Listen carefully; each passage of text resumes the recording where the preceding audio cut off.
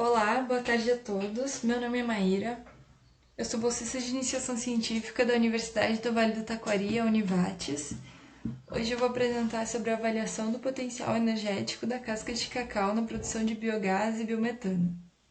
Essa pesquisa foi conduzida no Centro de Pesquisas em Energias e Tecnologias Sustentáveis, o CEPETS, e os meus colegas que participaram dessa pesquisa comigo foram a Júlia Cornelli, a Monique Marder, a Eugênia Hickman e o orientador Odorico Conrad.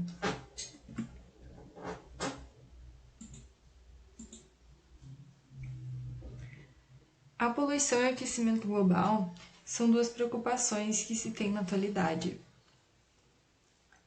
E a queima dos combustíveis fósseis é um dos principais motivos desses fatores acontecerem. Diferentes fontes de energia renovável são buscadas a fim de superar os problemas ambientais e econômicos. Por isso, a conversão de biomassas em biocombustíveis é uma alternativa para a redução do uso de energias fósseis, pois com ela é possível fazer a realização da recuperação dos recursos e fazer a correta gestão de resíduos.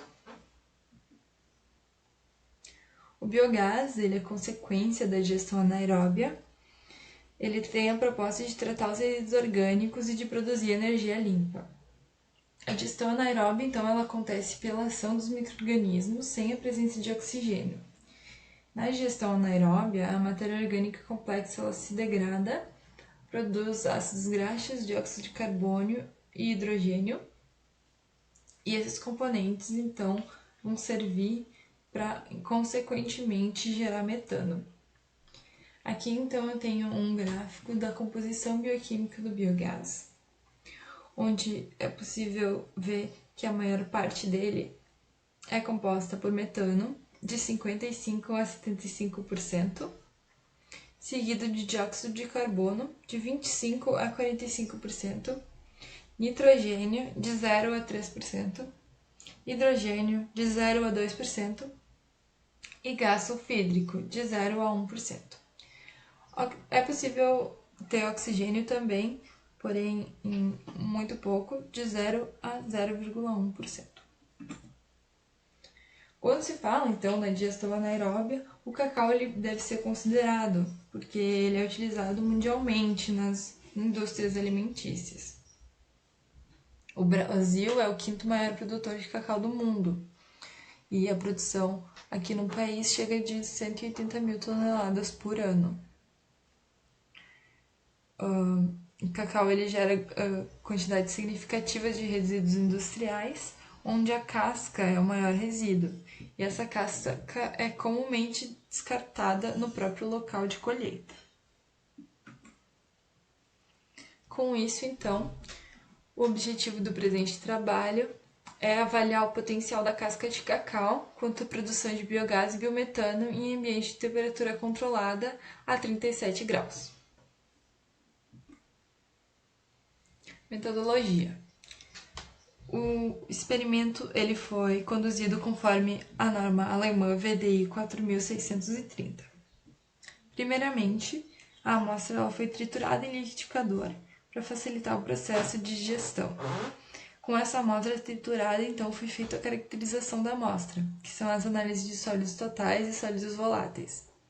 Para as análises de sólidos voláteis e sólidos totais, primeiramente, essa amostra foi pesada em balança analítica, em cadinhas de porcelana já previamente secos.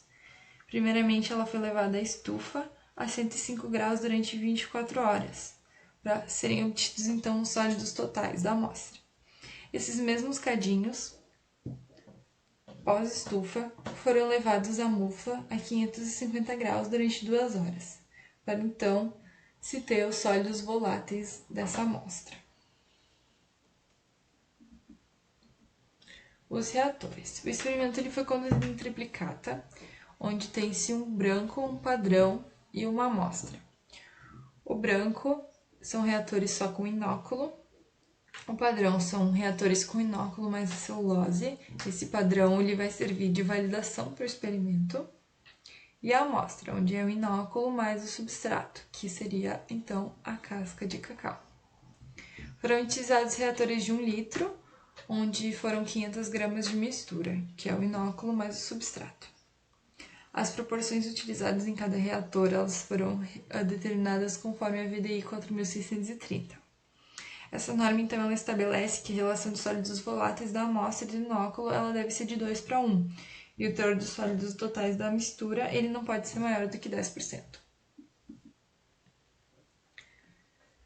Após a montagem dos reatores, então, foi feita a medição de pH. O pH ele deve estar entre 6 e 8, que é a faixa indicada para a biodigestão. Caso ele esteja maior ou menor, é feito o ajuste. Após, então, o preparo dos reatores, esses reatores eles são levados para a incubadora e são incubados a 37 graus. Eles foram incubados a 37 graus e dentro dessa incubadora eles são ligados com mangueiras flexíveis a esses tubos em U. Esses tubos em U, eles têm um líquido aqui dentro e conforme o biogás vem sendo produzido, tem um sistema automatizado de medição de biogás que capta esse deslocamento desse fluido. E esse dado é armazenado em um banco de dados. E o volume do biogás ele é calculado pela lei dos gases ideais. O metano, então, ele é medido diariamente pelo sensor específico de metano. Esse sensor dá o metano em percentual, onde após ter-se o volume de metano, o volume de biogás, é feito esse cálculo de volume de metano. Para a finalização dos experimentos, tem-se o critério de estabilidade. No critério de estabilidade, a pressão diária do volume total acumulado durante 3 dias consecutivos deve ser menor do que 1% em cada reator. Resultados, então. Caracterização da amostra. Aqui, primeiramente, tem-se uma planilha com os resultados de sólidos totais, sólidos voláteis e do pH na amostra. Os sólidos totais foram de 12 com 67%, sólidos voláteis 89 com 54% e um pH de 7 com 87%. Os sólidos totais eles são um parâmetro que altera o comportamento da digestão anaeróbia, mas são os sólidos voláteis, que são a parte que reflete na conversão de biogás, que representa então a matéria orgânica que é passível de biodegradação. Aqui é possível observar que são 89 com 54, quase 90% de sólidos voláteis, que é uma porcentagem bastante alta. O pH também já estava em faixa indicada para biodigestão, então não foi preciso fazer o ajuste. Aqui então tem-se as proporções que foram utilizadas em cada reator. Foram utilizadas então 465 com 45 gramas de inóculo para 34 com 55 gramas de amostra. Aqui eu tenho uma tabela em comparação ao inóculo, a celulose e a casca de cacau. Primeiramente, tem-se o PBB e o PBM, que são o potencial bioquímico de biogás e o potencial bioquímico de metano. Esses potenciais, então, eles são estimados conforme a produção total de biogás ou metano dividido pela amostra sólida volátil. E eles estão em ml de biogás por gramas de sólidos voláteis e ml de metano por gramas de sólidos voláteis.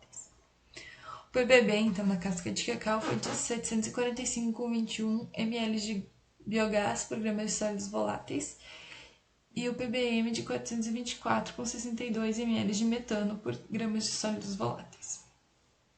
O rendimento da casca de cacau, então, ele se dá por metros cúbicos de biogás por tonelada de amostra, que seriam quantos metros cúbicos de biogás uma tonelada da casca de cacau irá render. Esses valores, então, foram de 84,56 metros cúbicos de biogás por tonelada de amostra e 48,18 metros cúbicos de metano por tonelada de amostra no rendimento do metano. Aqui tem-se o rendimento, a porcentagem máxima de metano atingida durante o experimento, que foi 74 com 72, que é uma porcentagem bastante alta. Como conclusão, a casca de cacau, então, ela tem características positivas na produção de biogás e biometano, quando são analisados os sólidos totais, voláteis e o pH. Foram obtidos resultados satisfatórios de PVB e PBM, e o potencial foi considerável na produção de biogás, que refletem uma produção significativa de biogás e biometano. E a casca de cacau, então, ela apresentou potencial de aproveitamento energético positivo, sendo uma alternativa a lugares onde tem essa deficiência energética. As minhas referências utilizadas no trabalho. Os meus agradecimentos à Univates e à FAPERGS e ao Congresso pela oportunidade. Muito obrigada.